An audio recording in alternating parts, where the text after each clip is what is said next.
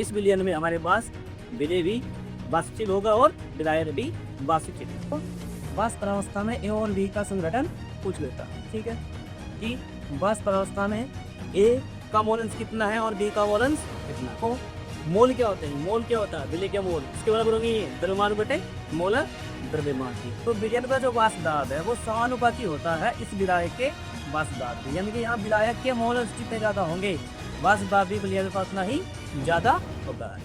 स्वागत है तुम आपका अपने चैनल केमिस्ट्री विद सुमित। आज का टॉपिक है हमारा राउल्ट का नियम। तो जो राउल्ट का नियम वाष्पशील विलेय के लिए भी है और अवाष्पशील विलेय के लिए, ठीक है। पहले पढ़ते हैं हम इसके लिए। इसमें वाष्पशील विलेय होगा वोलेटाइल सॉल्यूट, ठीक है। इसमें इस विलयन में हमारे पास विलेय भी वाष्पशील होगा और विलायक भी वाष्पशील, ठीक है। देखो ये विलयन हमने मान लिया कि ये दो अवयव से मिलकर बना है, ए और पी से, ठीक है, ए और पी से। जब हम यहाँ से इसे गर्म करेंगे तो करने पर यहाँ से इसकी व्यापन बनेगी, लगभग किसकी बनेगी, एक पी और बी की। तो यहाँ से जो वाष्प दाब होगा ए का और बी का वाष्प दाब, ए व बी का वाष्प दाब, ठीक है बच्चों। अब यहाँ जो वाष्प दाब देंगे इसका है मिश्रण दाब, ए और बी, ठीक है। अब ये बताओ अगर यहाँ से ए का मोल अंश ज्यादा है तो इसकी वाष्प ज्यादा बनेगी, और अगर बी का मोल अंश ज्यादा है तो बी की वाष्प ज्यादा बनेगी। जिसकी वाष्प ज्यादा होगी उसी का वाष्प दाब ज्यादा होगा, ठीक है। तो जिस अवयव का मोल अंश ज्यादा होगा उसकी व्यापर भी ज्यादा बनेगी, वाष्प ज्यादा बनेगी, और उसका वाष्प दाब भी ज्यादा होगा। तो हम कह सकते हैं कि किसी विलयन में प्रत्येक अवयव का जो वाष्प दाब है उसके मोल अंश के समानुपाती होता है, ठीक है ना।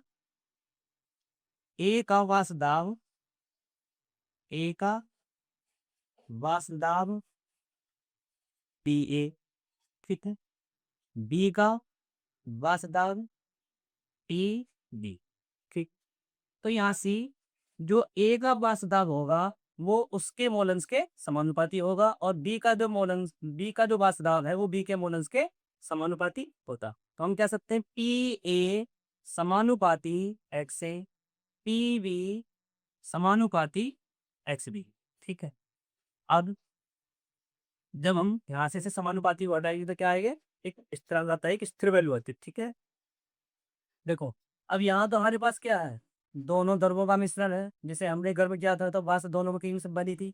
यहाँ से हमने क्या कहा, दोनों द्रव अलग अलग नहीं, अब इन्हें गर्म करेंगे तो यहाँ वाष्प बनेगी ए की और यहाँ बी की। तो यहाँ वाष्प दाब किसका होगा, ए का, और यहाँ बी का, ठीक।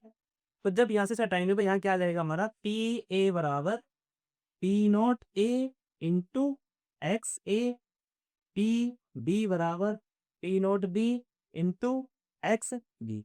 अब यहाँ पी नॉट ए और पी नॉट बी क्या है, देखो पी नॉट ए, पी नॉट ए क्या होगा हमारा, शुद्ध अवस्था में जो द्रव ए का वाष्प दाब होगा वो पी नॉट ए, और शुद्ध अवस्था में जो पी का वाष्प दाब होगा वो पी नॉट, ठीक है। तो पी नॉट ए शुद्ध अवस्था में ए का वाष्प दाब, और पी नॉट बी शुद्ध अवस्था में बी का वाष्प दाब, ठीक है बच्चों। अच्छा बच्चों देखो ये बताइए कि यहाँ से जो वाष्प दाब है किसका है, मिश्रण दाब।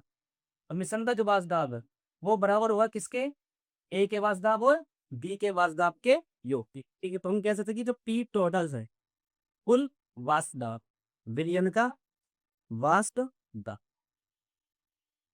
विलयन का वाष्प दाब टी टोटल बराबर होगा T A plus T B के, ठीक है। तो यहाँ पी ए की जगह क्या रख सकते हैं हम, पी नोट इंटू एक्स है, पी बी की जगह P naught into X B. तो यहाँ आ जाएगा P naught A into X A plus P note B into X D, ठीक है, टी टोटल बराबर। और बच्चों हम जानते हैं x A plus x B बराबर किसके होता है, 1 के। तो एक्स ए बराबर किसके हो जाएगा, ये इसे ले जाएंगे तो माइनस में हो जाएगा 1 माइनस एक्स बी। तो अब ये एक्स की वैल्यू कहाँ रख सकते हैं हम, क्या रह सकते हैं इसमें, एक्स ए की जगह, ठीक है। ये हमने माने चले हमें समीकरण एक हो गई, ये समीकरण दो, तो ये समीकरण तीन हो गई। तो एक्स ए का मान समीकरण तीन में रखने पर, ठीक है बच्चों। तो देखो समीकरण क्या बनेगी, पी टोटल विजेंद्र पुनवारदा बराबर P naught A into S A की जगह one minus S B plus P note B into X B. P naught A किसे मल्टीप्लाई करेंगे, P naught A minus P naught A into X D plus P note B into X D. अब देखो बच्चों, ये P note D into S B है, ये P naught A S B, इसमें और इसमें क्या कॉमन है, एस बी कॉमन है। तो इसे हम क्या लेते हैं यहाँ पर पी नोट ए, इसमें से देखो हम क्या करते हैं, जो एक्स बी है उसे कॉमन लेते हैं, प्लस एक्स बी हमने लिया कॉमन, तो क्या बच गया हमारा पी नोट बी और minus P naught A T. तो टी टोटल बराबर ई आता, ठीक है।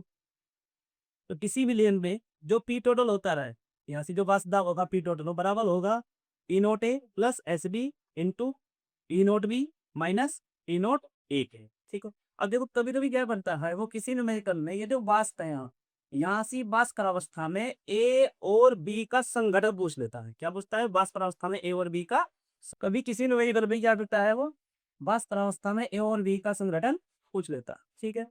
कि भास्कर अवस्था में ए का मोलेंस कितना है और बी का मोलेंस कितना है, ठीक है। तो हम लिखते हैं यहाँ पर नोट कर दिया, वास्त परावस्था में संघटन।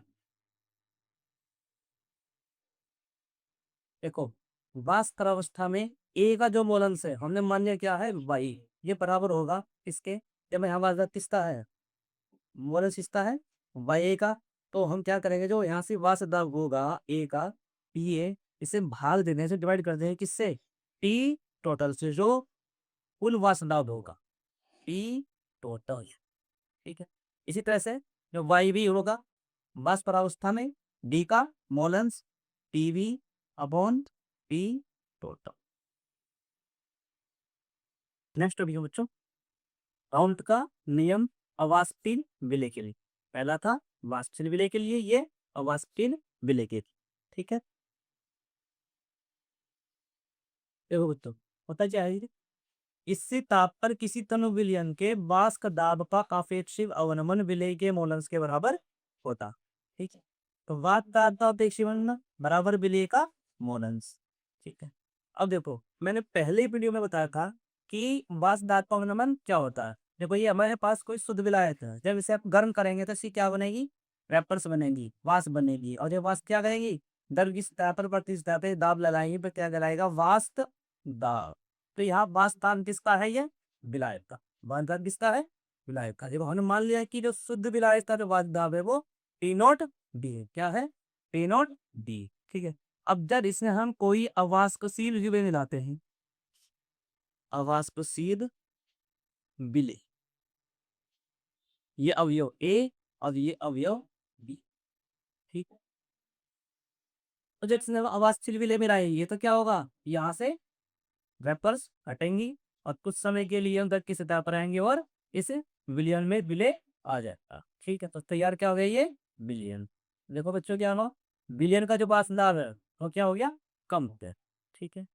विलयन का वाष्पदाब कम, तो हमने विलयन का वाष्पदाब मानने क्या है हमारा पीएस, ठीक। तो वाष्पदाब का अवनमन क्या होता है P P B minus P S, क्योंकि बताते ये थी किसी शुद्ध विलायक में कोई अवाष्पशील विलय मिलाते हैं तो उसके वाष्प दाब में कमी हो जाती है, जो क्या कहलाता है वाष्प दाब का अवनमन। तो वाष्प दाब का अवनमन क्या होगा P naught B minus P S, विलायक का वाष्प दाब ज्यादा था विलय मिलाया तो विलय का वाष्प दाब कम हो गया, ठीक है। फिर वाष्प दाब का आपेक्षिक अवनमन, वाष्प दाब का अपेक्षिक क्या होता है, जो वाष्प दाब का अवनमन है और शुद्ध विलायक के वाष्प दाब का जो अनुपात है वो क्या कहलाएगा वाष्प दाब का अपेक्षिक अवनमन, ठीक है। तो वाष्प दाब का जो अपेक्षिक अवनमन है ये बराबर होता है विलय के मोल अंश के, किसके बराबर होगा ये, विलय के मोल अंश के। ठीक है, तो हम यहाँ लिख देंगे P note B minus P S upon P note B बराबर एक्स ए, विलय का मोल अंश। ठीक है, अब विलय का मोल अंश क्या होता है, विलय के मोल बटे कुल मोल। तो पी नोट बी को देखो हमेशा ऐसे ही लिख सकते हैं, P note B minus P S तो डेल पी, तो del P upon P note B बराबर एक्स ए, ये भी लिख सकते हैं। ठीक है, देखो अब विलय का मोल क्या होगा, विलय के मोल बटे कुल मोल, तो P note D minus P S upon P note B बराबर विलय का मोल अंश विलय के मोल। अब विलय के मोल मान लिया हमने क्या, एन ए, और विलायक के मोल एन बी, तो यहाँ N A upon N A plus N ली, विलय का मोल अंश विलय के मोल बटे कुल मोल। ये नियम किसके लिए है, तनु विलयन के लिए। तनु विलयन में विलय की मात्रा क्या होती है, कम, और विलायक की ज्यादा होगी। चूंकि विलयन तनु है, इसलिए Na की मात्रा क्या होगी विलयन में, कम होगी, किससे, विलायक से। तो विलायक के मोल ज्यादा होंगे किससे, विलय के मोल से। तो हम क्या करेंगे, विलियम ने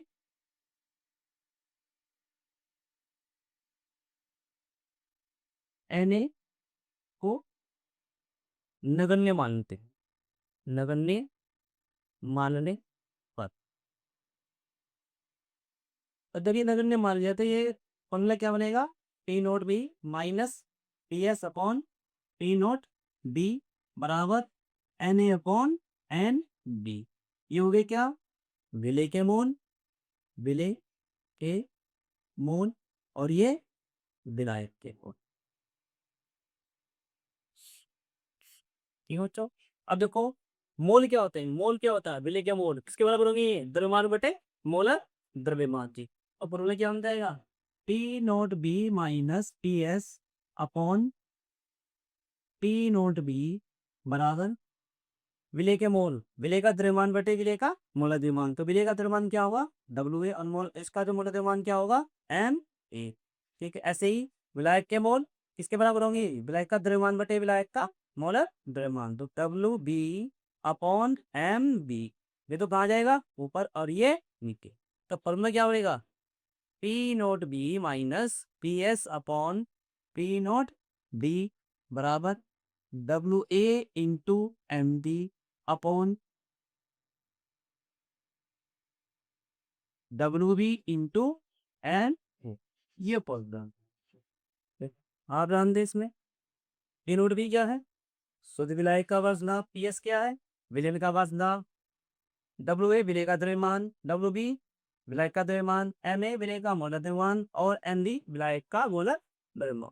ठीक है बच्चों, अब देखो ये जो नियम है, स्थिर ताप पर किसी तनु विजन के बाद दाबता अपेक्षित अवनमन विलय के मोलंस के बराबर होता है। ये कैसे आता है यहाँ से, ये वैल्यूज की, ये फॉर्मूला कैसे आ रहा है। ठीक है, तो देखो बच्चों, अब जब किसी विलायक में हम वो ये वाष्पित विलय मिलाते तो ये वाष्प दाब क्या हो गया, कम। तब ये वाष्प दाब किसका है यहाँ से, विलयन का। ठीक है, तो विलयन का जो वाष्प दाब है वो समानुपाती होता है इस विलायक के वाष्प दाब के, यानी कि यहाँ विलायक के मोल जितने ज्यादा होंगे वाष्प दाब भी विलयन का उतना ही ज्यादा होता है। ठीक है, तो हम कह सकते हैं कि यह समानुपाती एक्स बी, विलयन का जो वाष्प दाब है विलायक के मोलंस के समानुपाती होता है। जब ये हटाएंगे तो क्या जाएगा, यहाँ पी एस बराबर P note D into X D. P note D क्या है हमारा, शुद्ध अवस्था में डी का, शुद्ध अवस्था में अवयव डी का वाष्प दाब, इनके विलायक का वाष्प दाब, शुद्ध अवस्था में विलायक का वाष्प दाब। ठीक है, अब देखो बच्चों, x A plus x B बराबर किसके होता है, वन के। ठीक है, तो एक्स बी इसके बराबर हो जाएगा, इससे डरे जाओ, वन माइनस एक्स ए। तो ये वैल्यू हम रख सकते हैं, को यहाँ रख सकते, यहाँ रख सकते हैं जिसकी एक्स बी की जगह। तो पी एस बराबर P note B into one minus X A, one minus X A.